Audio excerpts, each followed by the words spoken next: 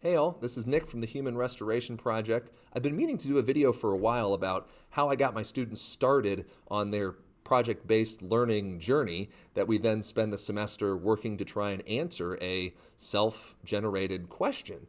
And I thought I would start first with the need. So this is a part of our website. If you go to humanrestorationproject.org, you can find the systems that we've identified that we have pretty high leverage for creating human-centric, equitable systems and, in our opinion anyway, better educational systems. So one of those first values of ours is that learning is rooted in purpose finding and community relevance. So for the most part, that looks like working to reverse the trends that we've noticed in student engagement that are backed up by, say, the Gallup student poll showing engagement from elementary to high school, showing declines in engagement. Experiential learning plays a big role in this as well. So the research also backs that students are more motivated, interested, and academically inclined when learning by doing. So rather than just developing and accumulating tests and quiz scores and calling that a semester of learning, what we do instead is try to create some experiences for them where they learn to build a better society by actually participating in it. So there's a bunch of other values on here as well that you can explore aligned to different systems that we've recognized, and those are available on our website. So the second part of this is just kind of understanding how this connects to the greater idea that I have with my students about providing their evidence of learning. So you can see the other screencast and the other resources we've provided about the evidence journal, which I use in my senior economics class.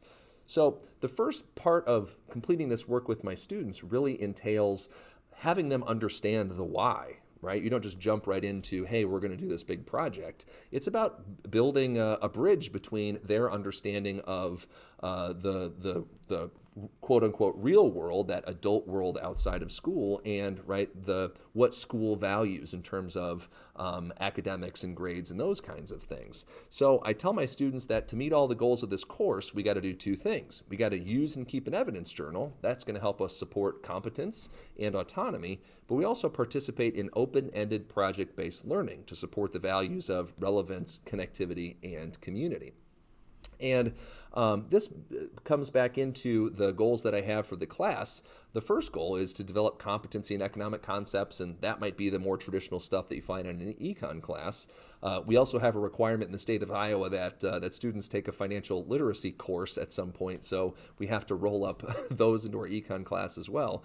But the third goal I have identified for my students is to make community connections through economic engagement. Now, I got that nomenclature from this notion of civic engagement, and that as seniors, probably participating in democratic processes or political action, right, through voting or registering or volunteering and those other kinds of things. Well, why not do the same through economics class, right? What is it about our state, our community, or the world would they want to connect to or become an expert in, or what's a problem that they would like to solve? So while we work to build that core knowledge, right, maybe about financial literacy, or maybe that's about econ concepts and those things, well, they're going to need to get some experience in that as well. So I kind of show this to my students as models for how learning progresses in the real world. You gather some information, you try to do some things with it, maybe you fail the first time around, so you go back to the drawing board, et cetera, et cetera.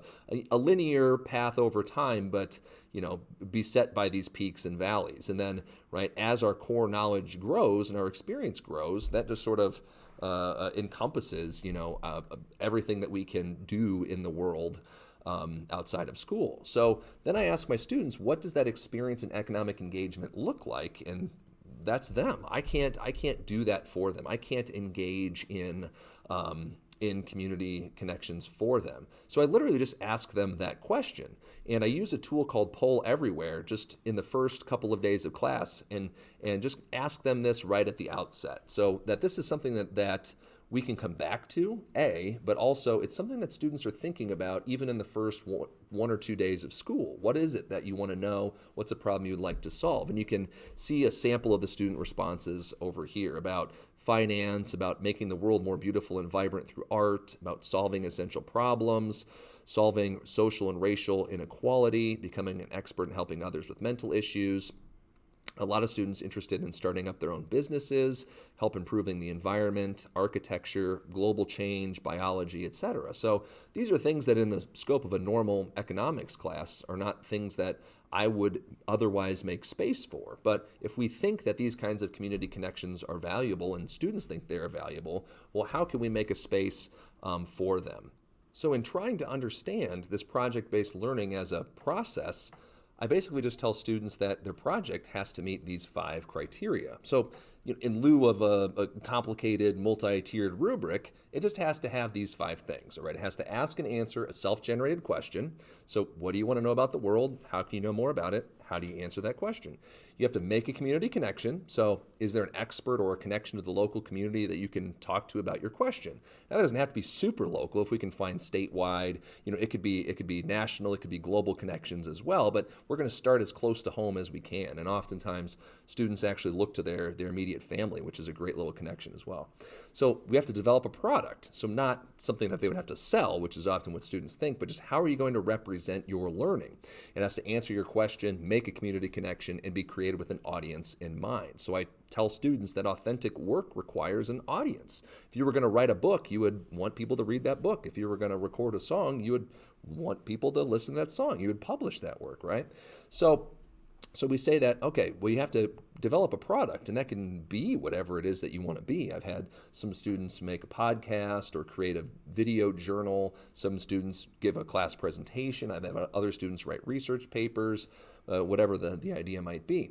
But that work has to have an audience that's more than just me. Otherwise, the work probably isn't that important to begin with. So they have to actually think and consider who would be the audience for their work. If they're doing work about the impact of the coronavirus on college athletic recruitment, who are they going to talk to about that? Or they want to talk to college pre-college athletes about that, high school athletes about it.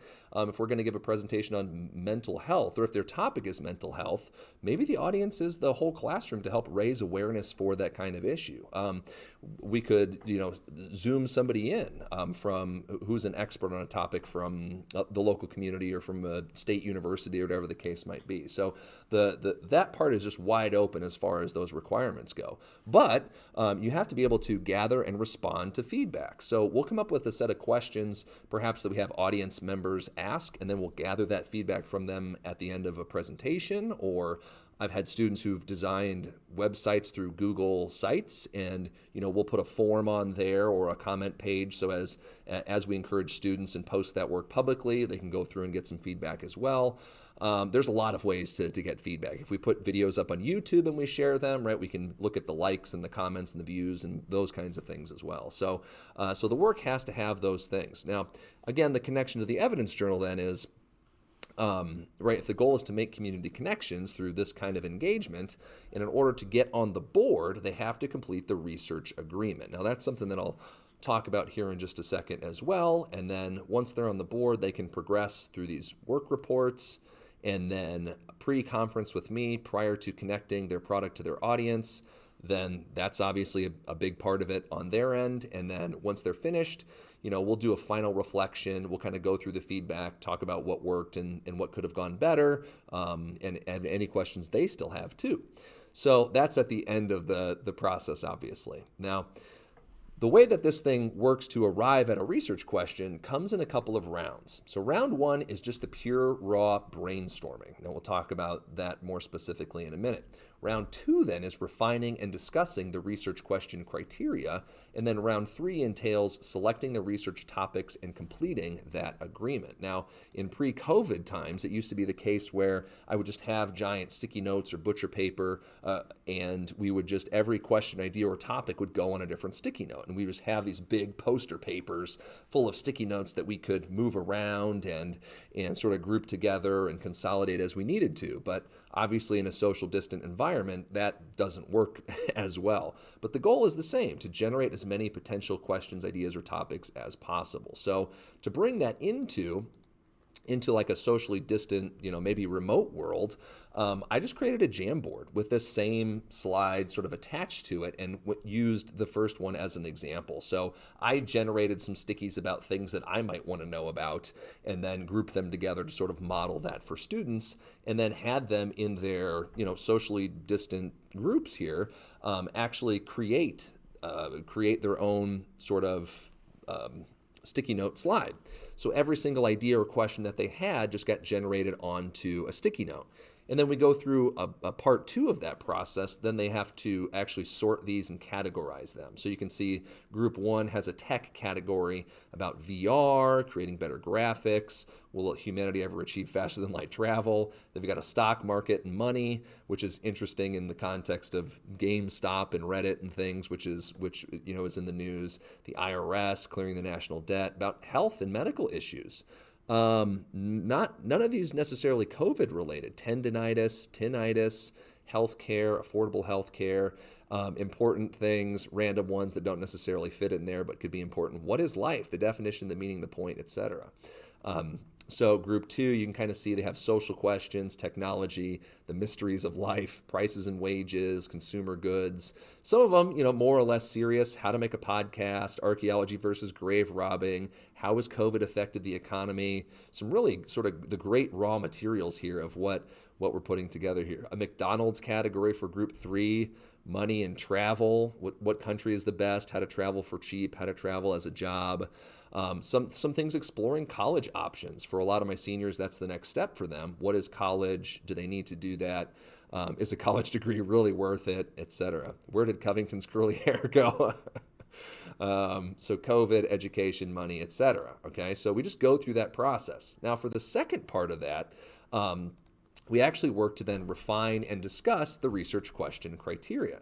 So I encourage them to actually look at those questions on a separate day with new eyes. So kind of blank slate approach to the things that they had, the raw materials that they had generated the day before. And then I used some materials from the Thompson writing program to actually come up with, to walk them through what this process looks like at a collegiate level. Because probably this isn't the last time that they'll have to ask and answer or develop a research question that they'll have to work on there as well. So, then I encourage them to do some exploration and refine that question to turn it into a compelling and open-ended research question. So, we just model that process that they might find next year in the collegiate environment, undergrad or in grad school, etc.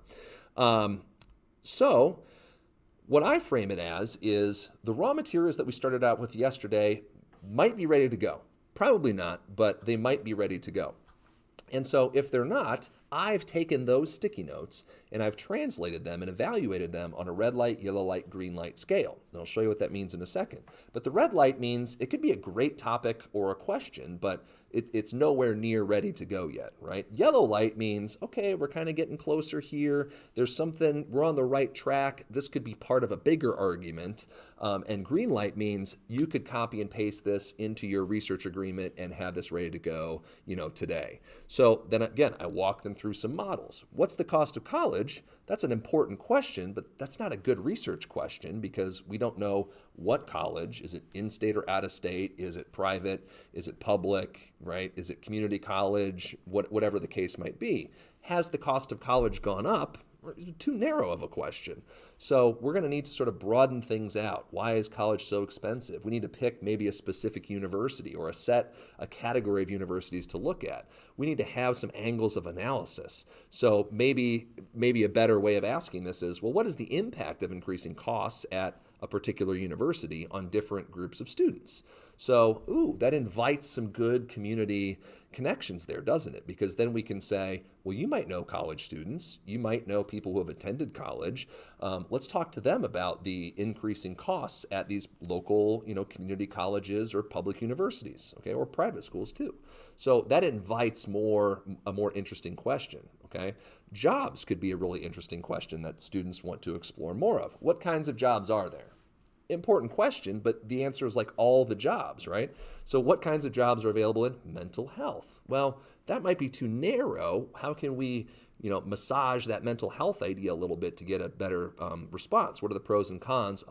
What is a day in the life like for someone who works in mental health? So that invites, again, some community connections where maybe we can find somebody that we can talk to, where we might be able to job shadow them, in certain cases, and just invites a much richer exploration of the topic. So I walk them through a lot of different ways that we can get from, red light, yellow light, green light.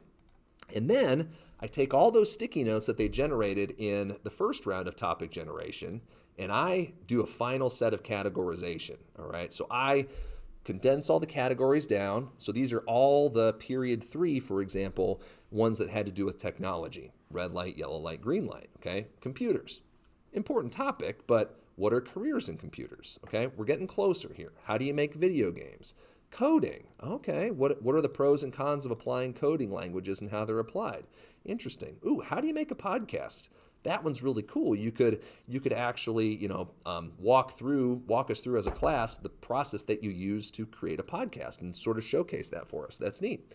All right. Politics and society. How are kindergartners who don't even know how to read functioning with online learning? Now, to me, that's a green light question because, we might know some kindergartners or some kindergarten teachers, and we can talk to people in the community about how they've adapted to remote learning. I think that one's just ready to go off the bat, whereas tobacco laws, voting age, drinking age, what do you want to know? Okay, let's use that as a starting point and get to something better here. Lots of questions about COVID. Obviously, we want to know about how long will it take everyone to have the vaccine, but maybe there's some bigger picture connections that we can make to that.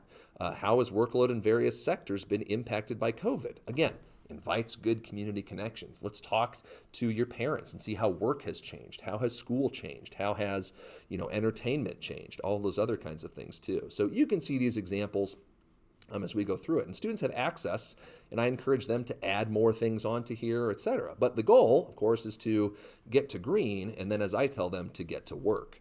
So once they complete the research agreement and conference with me, I sign off on all that stuff for them, and they can get started on the first steps in the project, which is usually the project management log that I'll show you here in a second, where if they're working with a group of people, probably assigning those first tasks, maybe creating a shared folder, starting on any initial research. Are they going to need some survey data or interview questions? Do they need help brainstorming community connections? So that's the first step in the process. And here's what that looks like. So here is the economic engagement agreement, so their research agreement. So I just have them narrow down their research question, right? What's the goal or the purpose or impact? So be prepared. A lot of times grant funding and other things have impact statements or a purpose statement. Why do you want to do this? I want to know. What do you think is going to be the community connection? What do you want? What do you have in mind now for the product and the audience to be? That could change, but we can narrow that down as we go. In one of the years that I did this, we had an optional SDG focus, so the UN Sustainable Development Goals. And just for the ease of, the chaos of the COVID era, I've kind of taken that off just because the future is so uncertain. We don't know how much time we have to get through this. So that's something that's kind of optional this semester that not a lot of students are taking advantage of. But I'd love to be able to work that in future years, believe me. How will they know when they've met their goal? How will they hold each other accountable in their groups? What tools or resources are going to need to be successful? List their group members, and then I have them at me on here so I can know to sign it. Then the first step is to move into the project management log. So what's next? So after I sign off on that digitally for them, they need to just kind of come up with a list of first tasks. Who's responsible? When should they have it done? Right? Kind of updates on the status, and then they can check things off as they go through it. So that is the economic engagement agreement. Now, I can show you because I have for period 3 and my period 5, those students who, as of today, were actually ready to go and had me sign off on their agreements. So it's pretty incredible to actually go from the raw material and the sticky notes, and all the sort of the goofiness and the creativity and also the epiphanies that students have in the process, to then go through working the raw material and getting good questions out of it, to then actually landing on this. Now, the color coding for this are for students who are working together, and I have a column of student names that I didn't want to show over here, but how can you travel as a job? How do large corporations or businesses affect the prosperity of smaller businesses?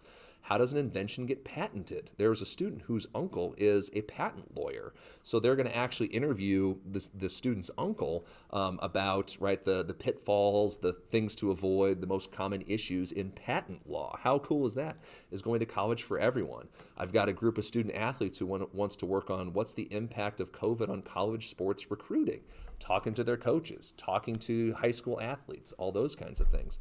What influences majors and career paths in our community? So a group of students is going to interview teachers and students and other adults to actually kind of figure out what influences in their life have had the biggest impact on shaping their future careers and the trajectories, and kind of parse out the data and the quantitative and the qualitative data behind that. Why is minimum wage different in different states? What will be the impact on what will the impact of the pandemic be on the rate of people graduating?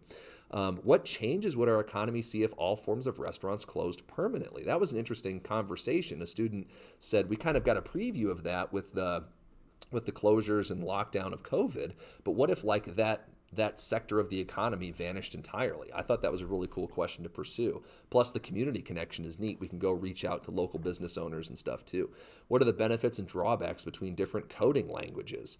Now, this was a group of students a pair of students who they're actually going to go through a little bit of the process to learn a few different coding languages and make a little Google site about the ease of learning, how it affects career prospects, what those things are used for, et cetera. I thought that was pretty cool. How can we discover more about the moon than we already know? So an interest in astronomy. This one I thought was really fascinating. What does a day in the life look like for a small business owner of a funeral home? So this is a student whose father actually owns a series of funeral homes in town and in the metro area. And she could maybe job shadow and kind of see and interview and talk to what that world is like. How do you get into that business? What are the pitfalls? What is there to like about that industry? How do you get involved? So you can just kind of see how these things really worked to just make some amazing community connections. And of course, the part that I get excited about is the sharing part, where students come back and then they teach us about those kinds of things too. So they bring us in as an audience, and I get to learn from them. We get to learn from each other and create, a community of competent and connected and engaged learners, sharing in this learning together. And I get to participate in that too, because I'm not an expert in COVID. I'm not an expert in maybe I'm an expert in anxiety and the ways of coping with it, or life flight pilots. I'm not an expert on the cultural impact of Cheetos. Could humans survive on another celestial body? I have two different groups of students in period 5 who are interested in various aspects of serial killers, which I think is fascinating and sort of in pop culture right now. One group is looking at the profiling side and how do we solve serial killer crimes, and then another group is actually looking at what causes someone to become a serial killer. So looking at pre the committing of serial crimes, what sort of events do those people share in common, and how do we get there? What are the effects of forest fires on living ecosystems? What would 2020 have looked like without COVID? So just what a great way to capture the breadth of experience that students are bringing to the table here. So the next step of the process is obviously then just working right through those parts of the basic rubric to kind of say, hey, so what's the next step in the process? How can you +1 this to ask and answer a self-generated question, make a community connection, develop a product, have an audience, connect that to an audience, and then gather and respond to feedback. So we've got a semester to do that. I'm excited to share more of the process as we go. Of course, you can follow me at Covington EDU, and you can follow us at HumResPro if you have more questions.